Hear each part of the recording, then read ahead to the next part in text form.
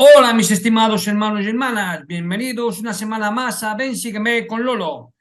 El que os habla es Lolo y esta semana vamos a estudiar Mateo 6 y 7 con el tema Les enseñaba como quien tiene autoridad. Y el himno sugerido es un himno muy bonito de la primaria que a mí me gusta mucho, que es el himno número 132, El sabio y el imprudente, que va muy bien con el tema que vamos a tratar. Y bien, ya sin más demoras, vamos a ver, voy a compartir pantalla para ver lo que nos dice el manual de Ven, sígueme, de que toca este año. Ahí. ¿Preparados? Allá vamos. Bien, esto es una foto muy bonita de Jesús hablando a la orilla del mar, que es de Jan Stinson. Bueno, pues nos dice el manual, el Sermón del Monte es uno de los cursos más conocidos en la cristiandad. El Salvador enseñó con imágenes ricas en contenido, tales como una ciudad sobre un monte, los lirios del campo y los lobos disfrazados de ovejas. Sin embargo, el Sermón del Monte es mucho más que un bonito discurso. El poder de las enseñanzas del Salvador a sus discípulos puede transformar nuestra vida, especialmente si nos regimos por ellas. Es entonces cuando su palabra llegan a ser más que palabras y se convierten en un fundamento seguro para la vida que, como la casa del hombre prudente, puede resistir los vientos y torrentes del mundo. Y eso está en Mateo 7, versículos 24 y 25. Nos sigue diciendo el manual, el Sermón de Monte contiene muchos principios del Evangelio. Al estudiar estos capítulos, pregunte al Señor lo que Él quiere que aprenda. Uno de los principios que podía encontrar es la necesidad de dar prioridad a las cosas de Dios por encima de las cosas del mundo. Y más adelante nos dice, otro de los principios es la oración. ¿eh? Considere volver a leer el Sermón del Monte, que ya hablamos la semana pasada, fijándose esta vez en otros principios o mensajes recurrentes que se explican especialmente en su vida. Bien, ¿qué significa usar vanas repeticiones en la oración? Las personas suelen pensar que las vanas repeticiones significa repetir las mismas palabras una y otra vez. Sin embargo, la palabra vana puede describir algo que no tiene valor alguno. Usar vanas repeticiones en la oración puede significar orar sin sinceridad, sin sentirlo realmente. Luego también en Mateo 7 puede dar la impresión de que el Salvador dice que no debemos juzgar, pero en otros pasajes de las Escrituras, incluso en otros versículos de ese mismo capítulo, Él nos da instrucciones acerca de cómo hemos de juzgar. ¿eh? Y esto es básicamente lo que nos dice el manual de Basic de esta semana, en el capítulo que nos corresponde.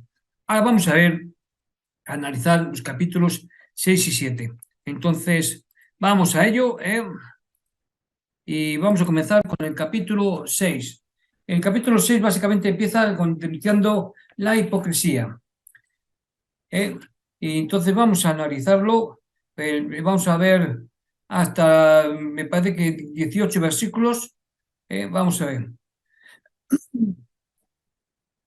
Bien, nos dice que el versículo 1, que estamos aquí hablando, este enunciado general sobre la buena conducta, la justicia, va seguido de tres ejemplos que forman una composición cerrada. La limosna, capítulo 6, versículos 2 al 4, la oración, capítulo 6, versículos 5 al 6, el ayuno, capítulo 6, versículos 16 al 18.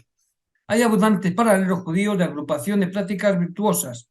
Bueno es oración con ayuno y limosna con justicia.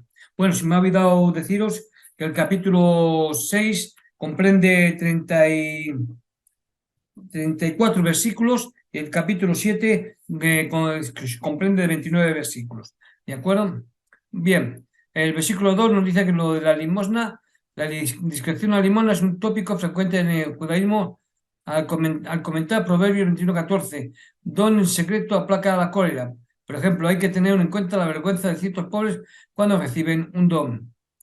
El versículo 5, cuando recéis, el lugar preferente para la oración era la sinagoga, pero si se podía rezar en cualquier parte, perdón. Aprendí el rabí José de él, Elías, tres cosas: que no hay que entrar en las ruinas, que se puede rezar sobre el camino y que se puede rezar una plegaria corta. Esto está en el Talmud de Babilonia. Hay tres oraciones cotidianas. La oración matinal es un deber hasta el mediodía. La oración miná hasta la tercera. La oración vespertina no tiene tiempo determinado. La oración musar se puede hacer durante todo el día. Se recomendaba la discreción. No hay que colocarse en un lugar elevado para orar, sino en un lugar humilde. Versículos 7 y 8. El término griego patalogio, que es el labrador, es insólito, aparece solo aquí. Y en Lucas 11, 2. Todo el pasaje 6, capítulo 6, versículos 7 y 8 está desplazado y su estilo difiere del habitual de Mateo. Los versículos del 9 al 14, la oración del Padre Nuestro, la fuente Q, Lucas 11, versículos 2 al 4, presentaba una versión más breve de la oración. La versión de Mateo es casi idéntica a la de la Didache 8.2. Las 6 peticiones tienen abundantes paralelos en el judaísmo. La expresión Padre Nuestro que estás en los cielos es habitual, por ejemplo, me quita al Éxodo 81. La frase debe tomarse en sentido literal. Yahvé subía al frente de ellos, de día en una columna de nube para guiarlos por el camino y de noche en columna de fuego. Es decir, Éxodo 13:21, números 9:15, 23 y 10:34. Vamos a ver, versículos 16 al 18.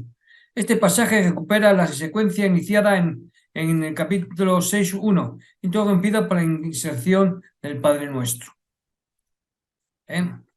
Y luego ya pasamos a los consejos sapienciales, que comprenden los versículos del 19 y, si no me equivoco, hasta el último, hasta el 34. Bien, los versículos del 6, del capítulo 6 al 19 en adelante, este extenso pasaje consiste en una serie de sentencias procedentes básicamente de la fuente Q. Bueno, y el 7:11.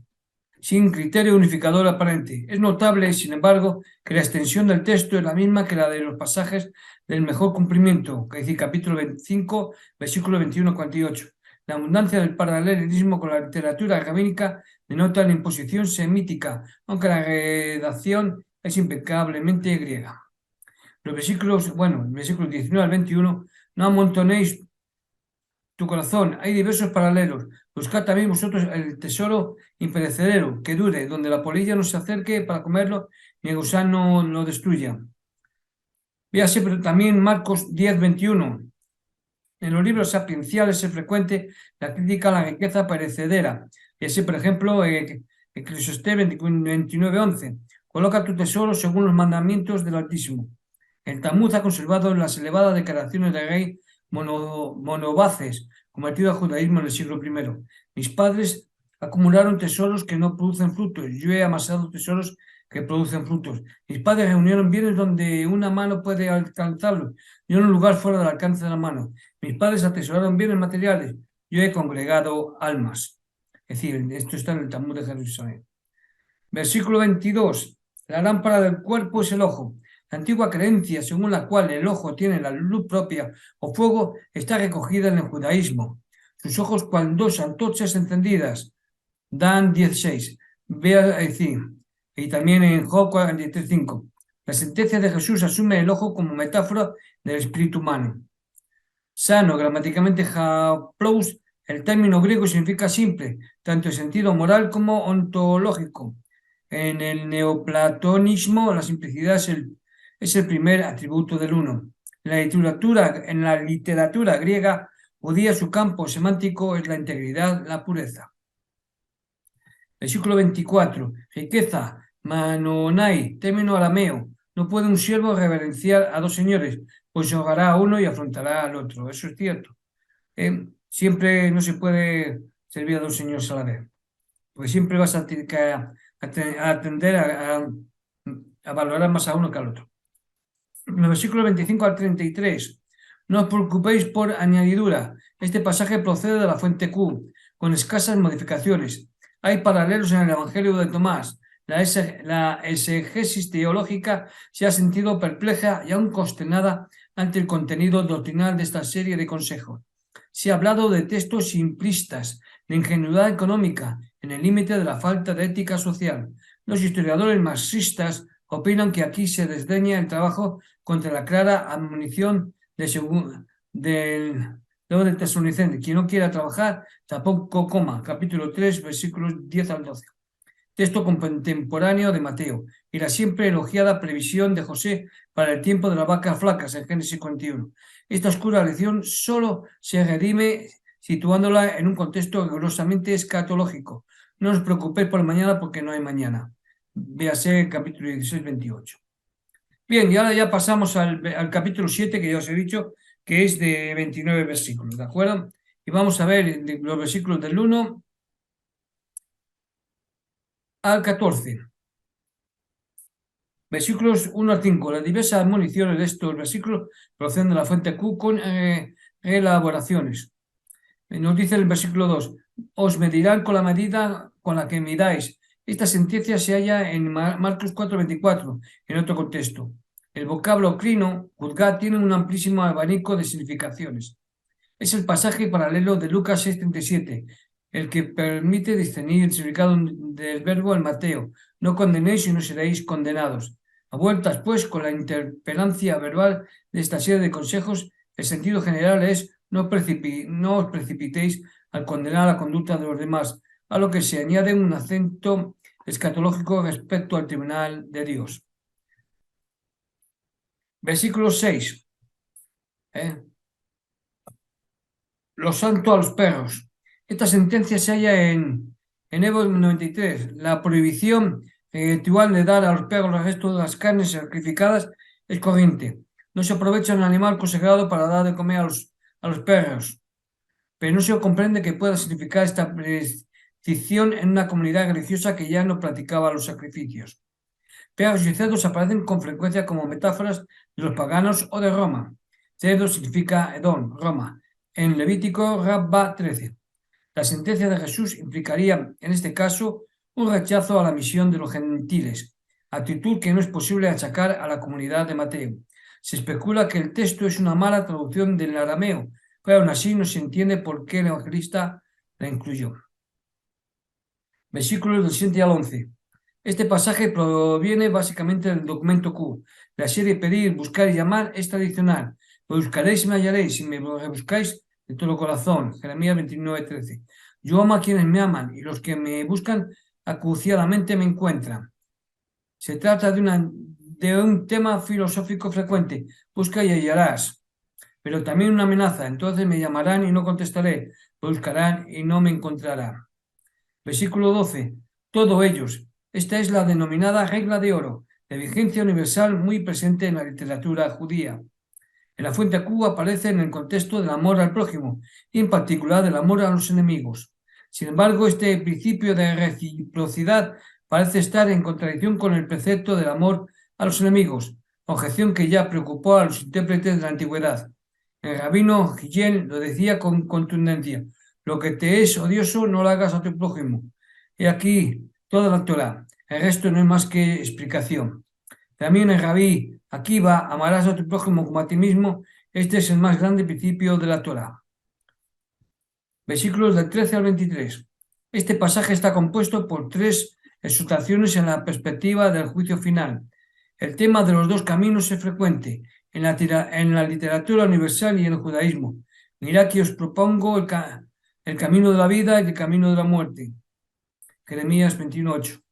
El lugar, y si Dios nos ha colocado ante 2 caminos, el camino de la vida y el camino de la muerte. Cifre sobre Deuteronomio 26:53. En mano del príncipe de las luces está el dominio sobre todos los hijos de la justicia. Ellos marchan por caminos de luz. Y en mano del ángel de las tinieblas está todo el dominio sobre los hijos de la falsedad. Ellos marchan por caminos de tinieblas. Y esto está en Corán, regla de la comunidad. Puerta, pile indica la puerta de una ciudad, no la de una casa. Esto es importante. Y ahora pasamos a los falsos profetas, que decir, de los versículos del 15 hasta el final, hasta el 29. 15. Falsos profetas. Las comunidades cristianas de los siglos I y II anduvieron muy preocupadas por el problema de discernir los falsos de los verdaderos profetas. Así, por ejemplo, Hechos 22:29, Tito 1:10 al 16 y 2 de Pedro 2:1 y Didach 11:13. Es difícil de dilucidar a qué tipo de falso profeta se refiere a Mateo, puesto que poco sabemos acerca de su comunidad. Ahora bien, puesto que el evangelista pregona insistentemente la plena observancia de la ley mosaica, puede suponerse que sus falsos profetas son los cristianos que proclamaban abrogada la ley, en particular ciertos seguidores de Pablo. En 24:11, la aparición de falsos profetas es un signo de la llegada del juicio final. Versículo 17. Árbol nuevo. Esta sentencia se convirtió en la referencia escriturística fundamental del maniqueísmo. Versículo 23. Obráis contra la ley. Cita del Salmo 6:9. El griego anomía, literalmente ilegalidad, es un término clásico en el judaísmo y se refiere a la no observancia de la ley de Moisés. Mateo admite que cristianos creyentes, los que proclaman Señor a Jesús, pueden profetizar y obrar milagros, pero en la perspectiva del juicio final, esta fe, por poderosa que se haya manifestado, no bastará para salvación. Se requerirá haber cumplido la voluntad de Dios, tal como se ha revelado en este sermón, la observancia completa de la ley mosaica cifrada en el proceso del amor al prójimo. Efectivamente, los capítulos concretos por los que se juzgará a los creyentes son única y exclusivamente las obras de misericordia. Se puede ver en el capítulo 25, versículos 34 al 36. Los versículos 24 al 27. Esta parábola bipartita artísticamente construida es el último pasaje del discurso del llano, del documento Q. Este tipo de final con dos alternativas se halla en Levítico, capítulo 26, y Deuteronomio 30, versículo 15 al 20. En la Torá, las alternativas versan sobre el futuro del pueblo de Israel. En Mateo se trata del destino del creyente en el juicio final, que se considera inminente. En capítulo 24, 32 a 44. El enorme hundimiento evoca la gehenna del fuego, capítulo 5, 22, 30 y capítulo 7, 19. La metáfora de la casa bien edificada es universal y se halla también en el judaísmo. ¿Con quién compararé a un hombre que hace muchas buenas obras y aprende la ley de a fondo? Con un hombre que edifica con piedras sobre el fundamento y luego con ladrillos duros. Cuando irrumpen muchas aguas y se estancan las piedras, no se disgregan.